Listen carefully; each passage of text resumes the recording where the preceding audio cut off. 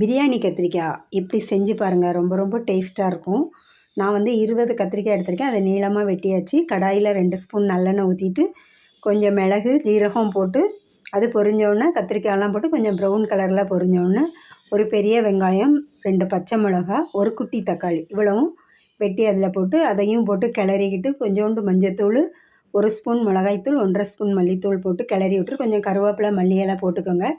அதுக்கப்புறம் கொஞ்சோண்டு புளி கரைச்சி அதுவும் ஊற்றிக்கிட்டு தேவையான அளவு உப்பு போட்டு கொஞ்சம் தண்ணி ஊற்றி வேக வச்சிடலாம். அதுக்கப்புறம் நம்ம அங்கே மசாலா ரெடி பண்ணணும். அதுக்கு நான் 1 ஸ்பூன் எள், 1/2 ஸ்பூன் ஜீரகம் போட்டு வறுத்துக்கிட்டு அது பொரிஞ்ச உடனே ஒரு கைப்பிடி தேங்காவை சும்மா போட்டு அதை வறுக்க வேண்டாம், அப்படி சும்மா போட்டு அரைச்சிட வேண்டியதான். அரைச்சதை நம்ம கத்திரிக்காய் அவிஞ்சதில் ஊற்றிட்டா போதும்.